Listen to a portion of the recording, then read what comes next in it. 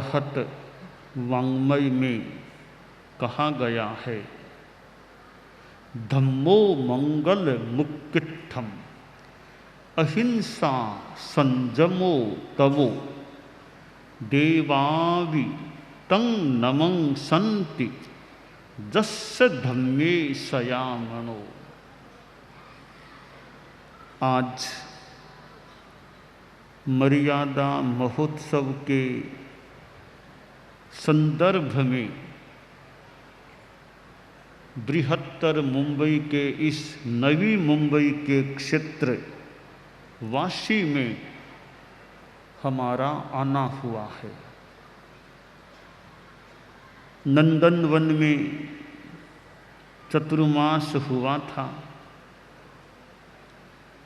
और वह तो लंबा पीरियड था, उसका एक आंशिक रूप आज अनुभव हो रहा है। जैसे नंदनवन का एक लंबा प्रवास और इतने साधु साधियाँ यूँ लग रहा था, इतना बड़ा पंडाल, और तो कुछ 5 महीने नहीं, समय तो उसकी तुलना में तो कम है, पर अभी बृहत्तर मुंबई में जो भ्रमण हुआ है, होना कुछ संभावित है, उसमें सर्वाधिक अवधि प्रवास की या वाशी के लिए मानो यथासंभवतया हो रही है। और वैसे भी हमारे धर्म संघ में चतुर्मास का बड़ा महत्व है, फिर मर्यादा महोत्सव के प्रवास का भी एक अपना महत्व होता है। और जहाँ मर्यादा महोत्सव होता है वो एक प्रकार से हमारे इतिहास में वो क्षेत्र जुड़ जाता है कि यहाँ मर्यादा महोत्सव आचार्य प्रवर का हुआ था। मर्यादा महोत्सव हमारे धर्म संघ में शताधिक वर्षों से मनाया जा रहा है।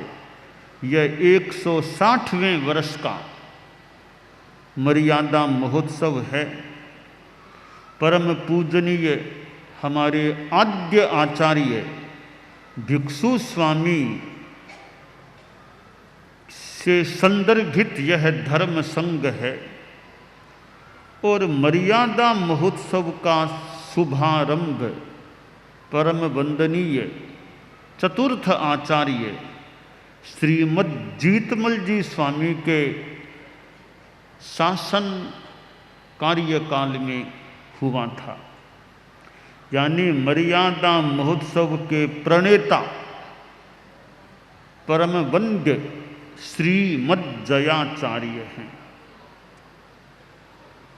हमारे धर्म संघ के परम स्तवनीय आचार्य प्रवरों ने इस मर्यादा महोत्सव की परंपरा को भी आगे बढ़ाया है। श्रीमद जयाचार्य ने शुरू जो परंपरा की, आज भी वह परंपरा चल रही है। मर्यादा बहुत महत्वपूर्ण तत्व होता है। मर्यादा की रक्षा करने से स्वयं की रक्षा भी हो सकती है। जैसे प्रसिद्ध सूक्त है, धर्मो रक्षति रक्षितः, धर्म एव हतो हन्ति धर्मो रक्षति रक्षितः, कि हम धर्म की रक्षा करेंगे तो धर्म भी फिर रक्षा करता है। इसी प्रकार संभवतः कहना उचित हो सकेगा कि मर्यादा रक्षति रक्षिता, हम मर्यादाओं की रक्षा करेंगे तो मर्यादाएं हमारी रक्षा कर सकेंगी। कपड़े हैं, कपड़े हमारी गरिमा को भी सुरक्षित रखते हैं, पर कपड़ों की गरिमा हम रखेंगे तो कपड़े हमारे शरीर की गरिमा को, सुरक्षा को अच्छी तरह निभा सकेंगे। तो कपड़े की आब हम रखेंगे तो कपड़ा हमारी शोभा बढ़ा सकता है। तो मर्यादा की शोभा हम बढ़ाएंगे, मर्यादा की आभा हमारे द्वारा बढ़ाई जाएगी या सुरक्षित रखी जाएगी, तो मर्यादा हमारी शोभा बढ़ा सकेगी, हमारी आभा को सुरक्षित रख सकेगी। अनुशासन और मर्यादा, अनुशासन में भी आत्मानुशासन वो बहुत बढ़िया चीज है कि स्वयं के द्वारा स्वयं पर अनुशासन हो। आत्मानुशासन, सेल्फ डिसिप्लिन, इसका विकास हमारे जीवन में होना चाहिए। इस आत्मानुशासन का आधारभूत एक श्लोक उत्तरध्ययनानि आगम में प्राप्त होता है। वरम मे अप्पादंतो संयमेन तवेन।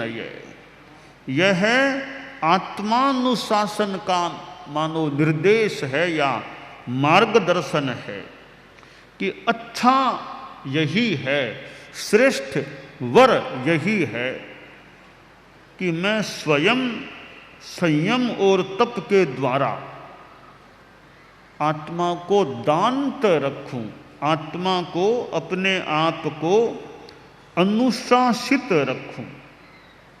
यह आत्मानुशासन बड़े में भी होना चाहिए और छोटे में भी होना चाहिए। बड़े में संभवतः ज़्यादा होना चाहिए। निज पर शासन फिर अनुशासन। दूसरों पर अनुशासन की बात भी उपयोगी है, अच्छी है, और ऐसा भी संभवतः है कि दूसरों पर अनुशासन करना भी हर किसी के वश की बात नहीं होती है। संभवतः हर किसी, दूसरों को अनुशासन में रखना हर किसी के वश की बात न भी हो। और फिर ऐसे पुरुष रत्नों को वश में रखना, पुरुषों को कंट्रोल में रखना, पुरुष रत्न कह दें, कुछ भी कह दें, कि मर्दों को कंट्रोल में रखना कहीं और भी कठिन हो सकता है। मतीरे होते हैं। मुझे एक दिन वो मुनि जी कोई बता रहे थे कि ऐसे मतीरे अब बनाए जाएंगे या बनाए जा रहे हैं जो यूँ प्लेन हो, एक के ऊपर एक आ सके। ऐसे प्लेन मतीरे बनाने की कोई योजना है या बनाए जाए, ताकि क्यों कि मतीरे बनना लुढ़क जाते हैं, लुढ़कते रहते हैं, उनको यूँ प्लेन करके बनाएंगे या बनाए जा रहे होंगे ताकि एक के ऊपर एक आ सके। तो इसी प्रकार जो मर्द पुरुष होते हैं, तो मतीरों का भारा उनको यूँ बांध करके रखना कठिन हो सकता है, परंतु जहाँ सेल्फ डिसिप्लिन, आत्मानुशासन की बात हो, तो पुरुषों को भी कंट्रोल में रखने में सफलता प्राप्त हो सकती है। बाकी तो कुछ भाग्य भी हो और कुछ ऐसा योग हो, तो वरना कठिनाइयाँ भी पैदा हो सकती है। हालांकि नारी जाति का भी अपना स्थान है, पर कहीं कहीं नारी जाति को कंट्रोल में रखना एक संदर्भ में आसान हो सकता है, पर पुरुषों को कंट्रोल में रखना उसकी तुलना में थोड़ा कठिन हो सकता है। बाकी तो आदमी है, मनुष्य है, अपना अपना स्वभाव हो सकता है। हमारे धर्म संघ में आचार्य को बहुत बड़ा महिमा मंडित स्थान दिया गया है और एक प्रकार से सत्ता का केंद्र मानो आचार्य में निहित किया गया है कि आचार्य को एक सर्वोच्च स्थान प्रदान किया गया है, अनुशास्त्रित्व उनमें निहित किया गया है और धर्म संघ में सर्वोच्च अनुशासता का दायित्व निभाना यह आचार्य के जिम्मे होता है। और परम पूज्य भिक्षु स्वामी हमारे प्रथम आचार्य हुए और उनकी अपनी अनुशासन की शैली, अनुशासन का तरीका और उनके जीवन में कितनी एक तपस्या, साधना और कितना ज्ञान, शास्त्रीय ज्ञान कितना उनके दिमाग में रहा होगा, कितने ग्रंथों का उन्होंने प्रणयन कर दिया। तो आद्य आचार्य परम पूज्य भिक्षु स्वामी हुए और जिनके लिए कहा भिक्षु म्हारे प्रगट्या जी भरत खेतर में, कि हमारे भरत क्षेत्र में ये भिक्षु स्वामी प्रकट हुए। तो उनसे संबंधित यानी एक प्रकार से मानो 13 पंथ के जनक, परम पिता जनक आचार्य भिक्षु हुए हैं। और परम पूजनीय उत्तरवर्ती आचार्यों ने भी इस अनुशासन की व्यवस्था को आगे से आगे निरंतरित रखने का भी प्रयास किया है। हालांकि हमारे संगठन में बीच में थोड़ा अंतराल भी आ गया, ऐसा समय भी आ गया था जब कोई आचार्य नहीं था, आचार्य विहीन हमारा धर्म संघ हो गया था। वह कुछ दिनों का समय और मान लो करीब 2 महीनों का समय, वो थोड़ा सा विकट समय भी हमारे संगठन में, समुदाय में आ गया था। बाकी सामान्यतया संघ 1 सेकंड के लिए भी आचार्य विहीन नहीं रहता है, 1 सेकंड भी आचार्य के बिना नहीं रहता है। ठीक है, नाम भले गुप्त रखा हुआ हो, वो गुप्त रूप, गुप्त नाम के आधार से आचार्य कोई बन जाते हैं। कोई न कोई आचार्य, वो कहते हैं विरह पढ़ना, ऐसे मोक्ष में भी विरह पड़ता है। अधिकतम 6 महीनों का विरह, कोई जीव मोक्ष में न जाए, ऐसा काल हो सकता है। पर सामान्यतया हमारे धर्म संघ में मानो आचार्य का विरह नहीं पड़े, ऐसी व्यवस्था चल रही है। बीच में एक समय आ गया था जब थोड़ा विरह भी पड़ गया था।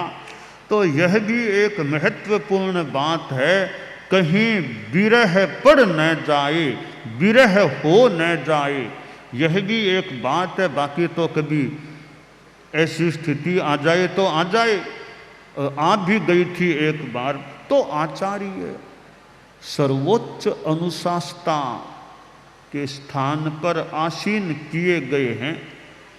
वो मुनि श्री मोहनलाल जी स्वामी आमेठ का गीत हमारे संत लोगों ने गाया था, वो संत दिनेश जी को याद होगा, वो गीत मुख्य मुनि को भी होगा, थोड़ा वो गीत है। हाँ, मूल मुख्य मुनि उनके साथ में दिनेश जी हैं, दोनों ही हमारे बहुश्रुत परिषद के हैं। मुख्य मुनि बहुश्रुत परिषद के संयोजक हैं और दिनेश जी बहुश्रुत परिषद के सदस्य हैं, तो दोनों ही बहुश्रुत परिषद से जुड़े हुए हैं। स्वामी जी गुरु ने बनाया पूरा बादशाह, बादशाह, बादशाह चेलारी है, पण हर चेलारी है, ती है बार मात स्वामी जी। कर तो देखो पाछा आयने स्वामी जी,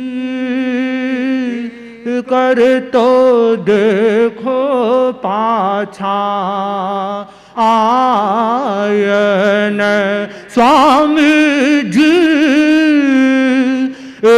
कर तो देखो पाछा आयन आयन आयन आप उगायोड़ो बड़ आप उगायोड़ो बड़ पसर्यो चारू कूट स्वामी जी ए कर तो देखो पाछा आयन।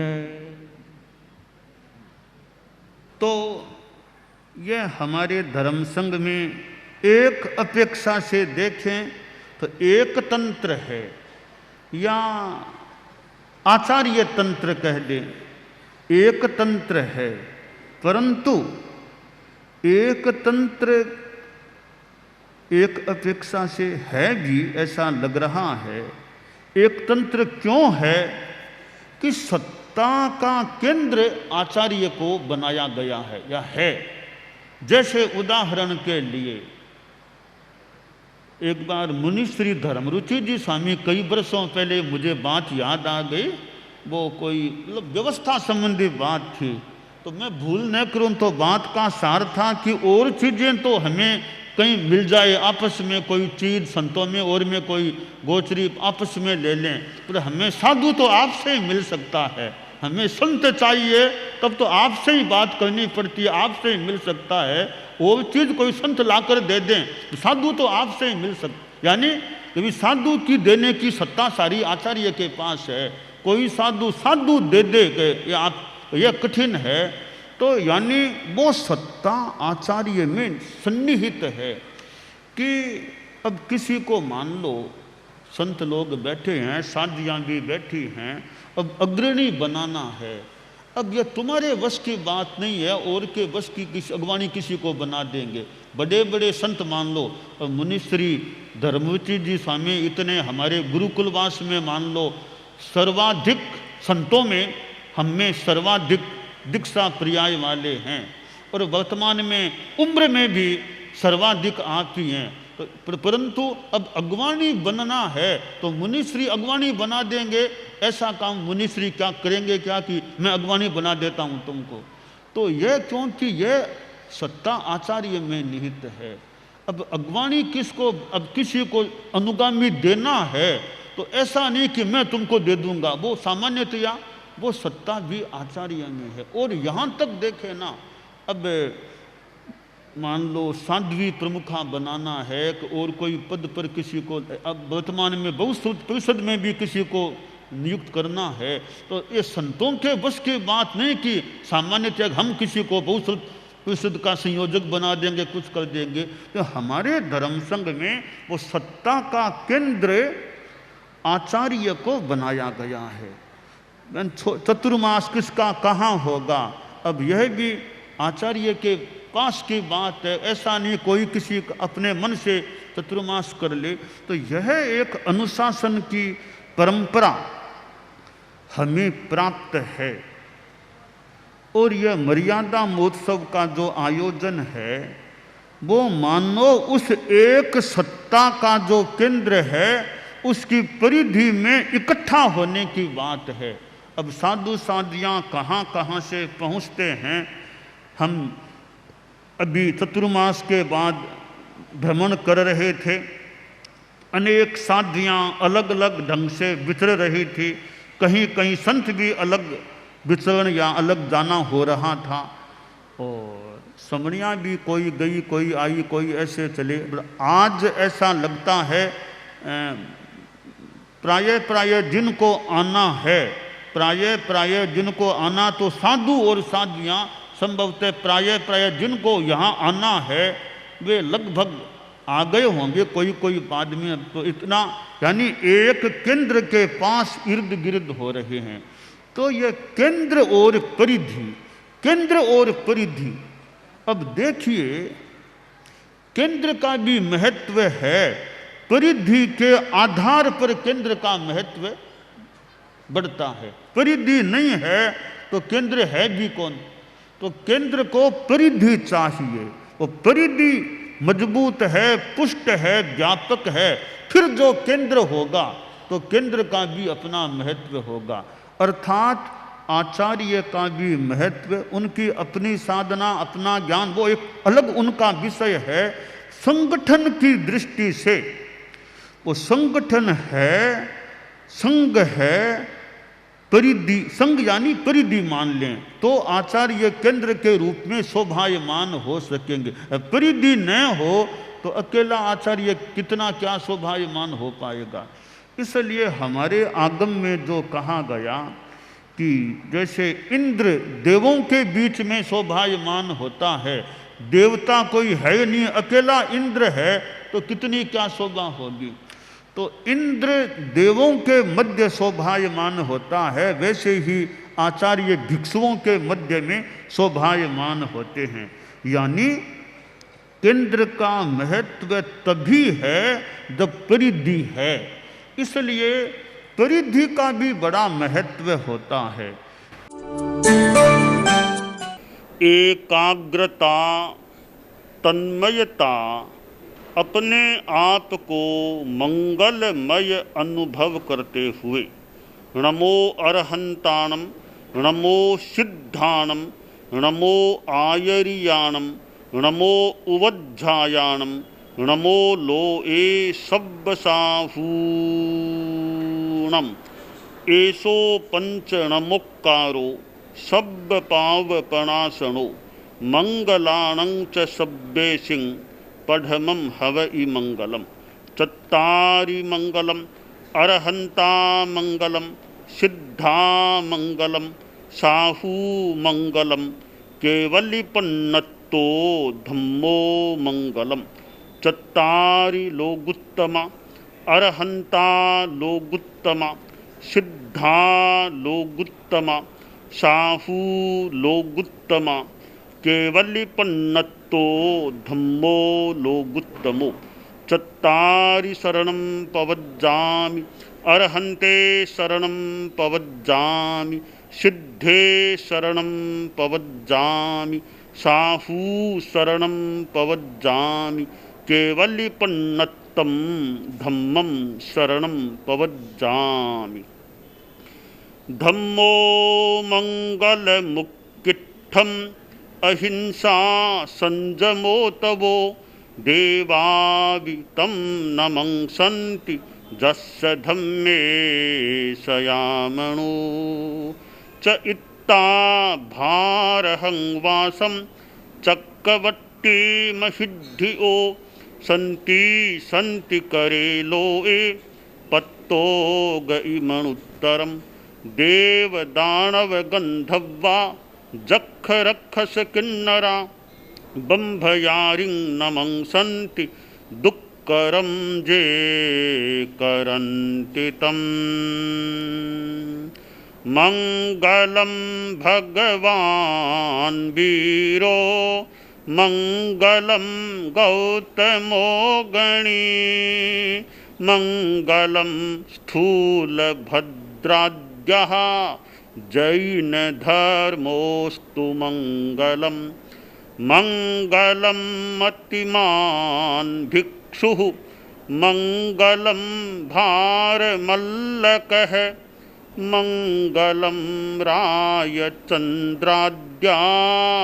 मंगलम तुलसी गुरुः, महाप्रज्ञोस्तु मंगलम। तेरा पंथोस्तु मंगलम। विघ्न हरण मंगल करण, स्वामी भिक्षुनो नाम। गुण ओळख समरण किया, सर अचिंत्या काम। विघ्न हरण मंगल करण, स्वामी भिक्षुनो नाम। गुण ओळख समरण किया, सर अचिंत्या काम। विघ्न हरण मंगल करण, स्वामी भिक्षुनो नाम गुण ओळख समरण किया सर अचिंत्या काम सर अचिंत्या काम सर अचिंत्या काम।